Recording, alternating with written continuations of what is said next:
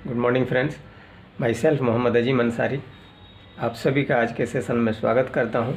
अगर पहली बार हमारे चैनल को विजिट किए हैं तो चैनल को सब्सक्राइब ज़रूर कर लीजिए। हमारे चैनल पे बहुत सारी एजुकेशनल वीडियो, मोटिवेशनल वीडियो मिलेगी जिसको आप देखकर अपनी एनर्जी को, अपनी बिजनेस को, अपनी एजुकेशन को बढ़ा पाएंगे। आज हम बातचीत करने वाले हैं ऑनलाइन के पर्पस में, क्योंकि आज के डेट में ऑनलाइन ज़माना है। हम लोग घर में अपने राशन से लेके बिज़नेस को भी आज के डेट में हम ऑनलाइन से अंजाम दे रहे हैं। लाखों रुपए की लोग इनकम कमा पा रहे हैं।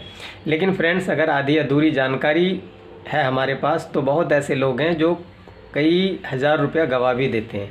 तो आज जो हम बातचीत करने वाले हैं जिससे कि हम लोग इन ऑनलाइन ज़माना में 2 नंबर के लोगों से बच पाएँ। आए दिन सुबह से शाम तक हमारे फ़ोन में SMS, लिंक, कॉल आते रहते हैं। इनसे हमें कैसे बच के रहना है और अगर इसकी हमें ज़रूरत है तो किस प्रोसेस को हमें फॉलो करके इसका फ़ायदा उठाना है।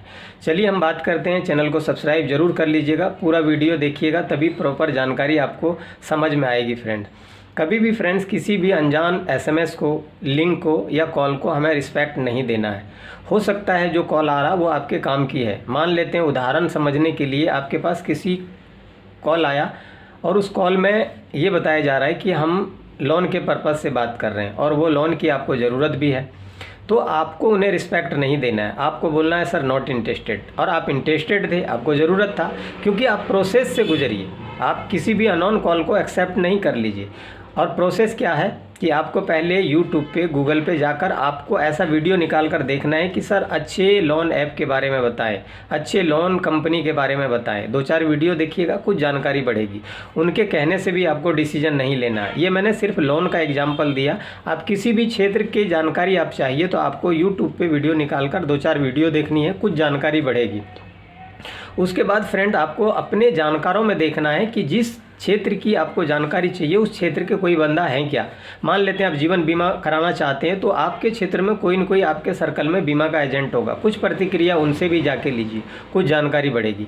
उसके बाद भी आपको फाइनल डिसीजन नहीं लेना है सर। उसके बाद आपको फाइनल डिसीजन अगर ऑनलाइन दुनिया में लेना है तो आपको प्ले स्टोर में जाना है, उस कंपनी का आपको ऐप सर्च करना है। जब ऐप निकल के आ जाएगा तो वहाँ पे आपको लॉगिन और रजिस्टर्ड भी नहीं करना है। फ्रेंड, आपको उनके प्रतिक्रियाओं को जानना है कि लोगों की जो प्रतिक्रियाएं हैं वहाँ पे रेटिंग में जाके पढ़िए।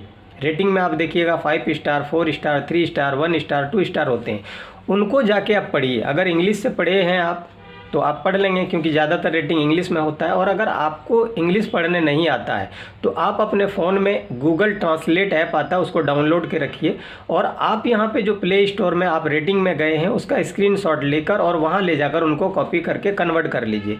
फिर पता चलेगा, आप हिंदी से जब पढ़िएगा तो आपको फाइनल पता चलेगा कि लोगों की इस ऐप के बारे में, इस कंपनी के बारे में प्रतिक्रिया क्या है, अच्छा है, गलत है, पॉजिटिव है, नेगेटिव है।